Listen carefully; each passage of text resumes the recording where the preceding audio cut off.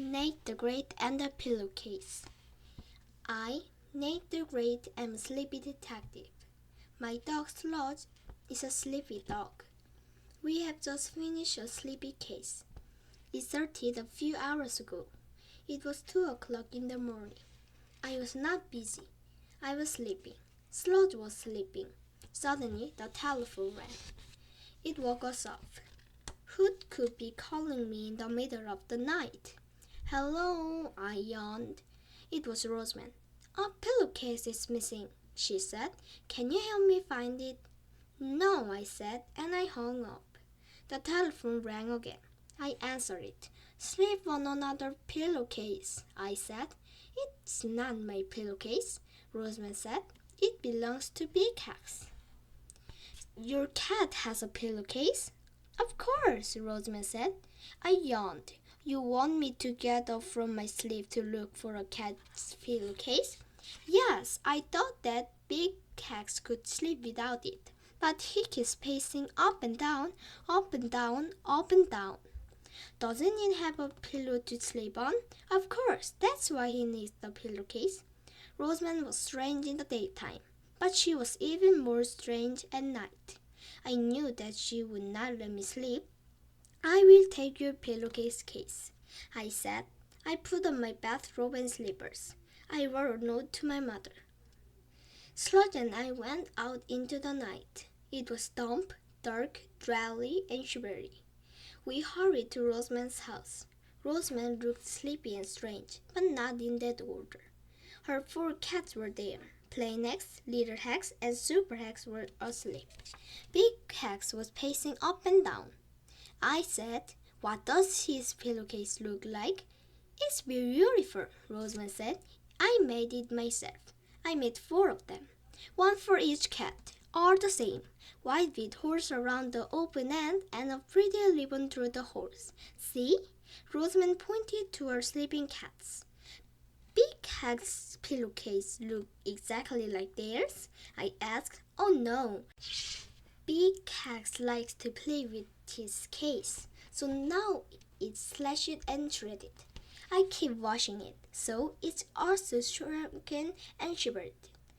And he chewed up the ribbon, so that's gone. Let me get this straight.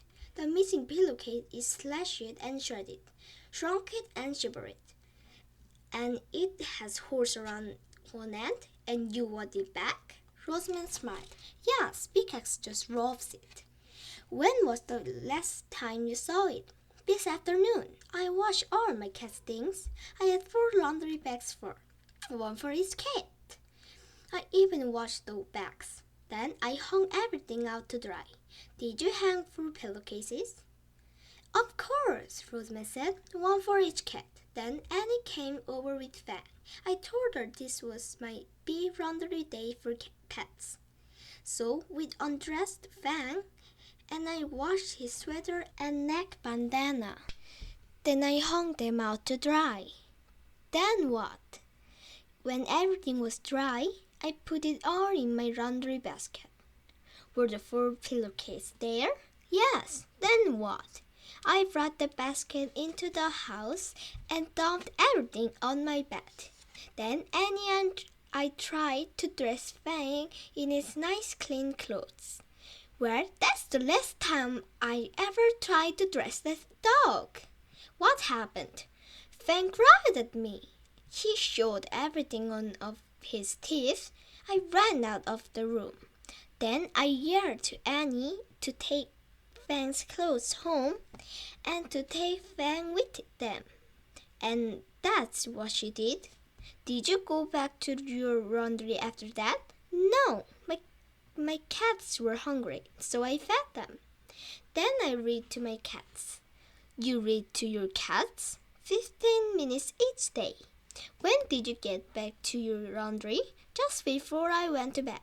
I looked for the night things, the pillowcases and nightshirts. That's when I found out that Big Hex's pillowcase was missing, and one of Little Hex's nightshirts. You are missing the pillowcase and the nightshirt? No, I know where the nightshirt is. Annie took it by mistake. I think she just grabbed stuff in her arms when she left. Aha! Perhaps Annie took Big Hex's pillowcase by mistake. No, Rosamond said. I called her before I called you. You work her too? Where? I found out that she has Little Hex's nightshirt, but she doesn't have the pillowcase. See what a good detective I am? Nate the Great yawned. Since you were such a good detective, solve this case, I said. Sludge and I are going back to sleep. Wait, Rosamond said. I'm not a great detective. You solve this case. Perhaps your pillowcase is still in this room, or you lost it between the clothesline and this room. Sludge and I will look. Sludge and I looked inside and outside. No lock. I said, tell me, has anyone else been in this room? Only Annie and Fang and my cats. Very well. I must go to Annie's house. Call her and tell her I'm coming. Sludge and I went out into the night. It was colder than before. I wrapped my bathrobe tighter around me. I flashed my flashlight on the ground. Perhaps Annie had taken the pillowcase and did not know it. Perhaps she had dropped it between Rosamond's house and her own house. But I did not see it. Annie was waiting inside her house. Fang was waiting too. He was wearing pajamas and a nightcap. Fang has more clothes than I did. Fang yawned. His teeth had never looked bigger. Annie said, I know why you're here, but I don't have the pillowcase. Here is what happened. Fang and I went over to Rosamond's house. Fang was wearing his neck bandana and the sweater I got him for his birthday. Fang looked very snazzy. But after Rosamond washed and dried his clothes, Fang didn't want to wear them. He growled at Rosamond. She ran out of the room. I stuffed Fang's clothes into a laundry bag and we left fast. Aha, I said. You were in a hurry. Yes, I even took Little Hex's nightshirt by mistake. I found it when Rosamond called me up. I looked in Rosamond's laundry bag. I saw Fang's sweater and bandana and Little Hex's nightshirt. Tomorrow I'm going to give back the nightshirt and the laundry bag. Could you also have grabbed Big Hex's pillowcase by mistake? Annie shrugged. I don't know, but it's not in the laundry bag now. Did you stop anywhere on the way home? Yes, at Uncle Ned's day and night diner to get some bones for Fang. They saved him some of their leftovers. Aha! Something could have dropped out of the laundry bag at the diner, or between Rosamond's house and the diner, or between the diner and your house. What streets did you take to and from the diner? I went the shortest way. Fang led me. All the dogs know the shortest way. Sludge wagged his tail. He liked the diner. I thanked Annie for her help. Then Sludge and I walked out into the night. It seemed colder and darker. To the diner, I said to Sludge. Sludge led the way. I flashed my flashlight. I did not see the pillowcase. Sludge and I went inside. The man behind the counter looked down at Sludge. He said, every dog in town must have been in here today. But lucky you, I have a big bone left. Sludge was a happy dog. I saw pancakes on the menu. I was an unhappy detective. I had no money, but I spoke up. I am Nate the Great. Ned knows me. I would like 5 pancakes and some clues. I will pay you tomorrow. Right now, I am looking for a cat's pillowcase. The man smiled and turned away. He started to make the pancakes. I saw a white claw sticking out of his back pocket. I peered over the counter to take a closer look. But the man grabbed the cloth and wiped the counter with it. The cloth was small and shredded, and it had plenty of holes. Was this the pillowcase? Was the case served? The man put a plate of pancakes in front of me. I ate and thought, Annie must have taken the pillowcase by mistake and stuffed it into the laundry bag. When she stopped at the diner, the pillowcase fell out. After Annie and Frank left, the man saw the pillowcase and thought it was a rag. I, Nick the Great, had to be sure. I had to get that rag. The man stuffed it back into his pocket. Then he bent over. So did I, Nick the Great. I reached for the rag. I poured it out of this pocket. I spread it out. I tried to open it up. It wouldn't open. It was not a pillowcase. It was just a rag. I stuffed it back into the man's pocket. It was time to leave. But Sludge had not finished his phone. Do you have a doggy bag? I asked. The man handed me a bag. I put the bone in the bag. You can finish your dog at home, I said to Sludge. Sludge and I went out into the night. Now we must walk the streets between the diner and Rosamond's house. I said, lead the way. Sludge and I walked and walked. I did not see the pillowcase. I saw newspapers being delivered.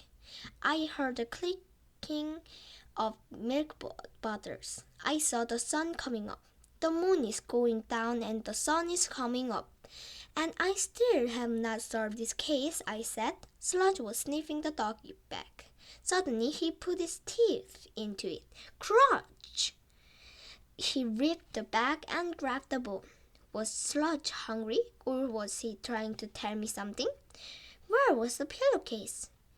We could not find it at Rosamond's house. It was not in the laundry bag that Annie took home. We could not find it on the streets or in the diner. Perhaps there was something Rosamond and Annie had not told me. But they had told me the same story about what had happened at Rosamond's house, except for one small thing. Suddenly I knew that Rosamond and Annie had both been wrong. Come! I said to Sludge. Sludge and I rushed back to Annie's house. It was hard to do. My bed slippers were wearing out. Annie was still awake. I was glad about that. Fang was fast asleep. I was glad about that too. I, Nate the Great, know where the pillowcase is, I said. You have it. No, I don't, Annie said. It is not in the laundry bag. I, Nate the Great, say that is because it is the laundry bag. You were in a hurry when you left Rosamond's house. You grabbed what you thought was a laundry bag. Well, it looked like one, Annie said. It was open on one end, and it has holes around the end, except the rope was missing from the holes.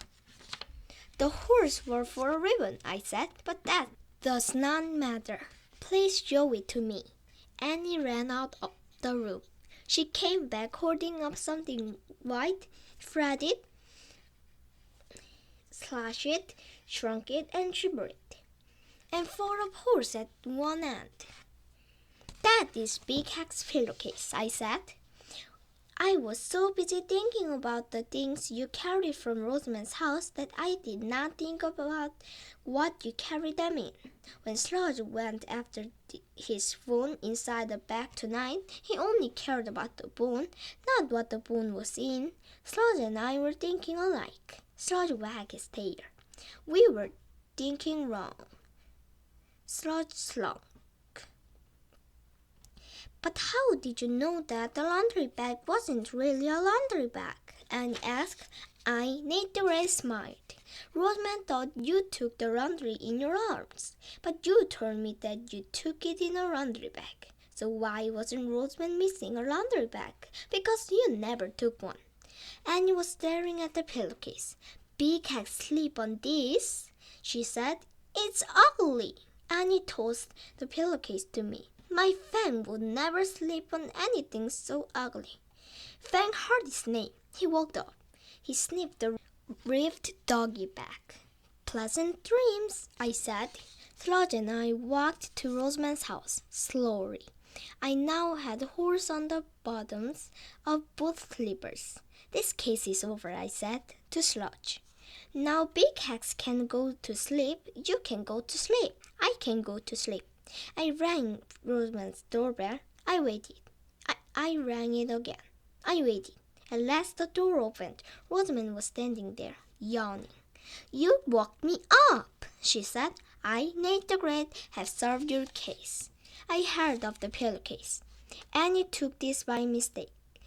She thought it was a laundry bag. Rosamond grabbed the pillowcase. Thanks. Big Hex will get a good night's sleep tomorrow night.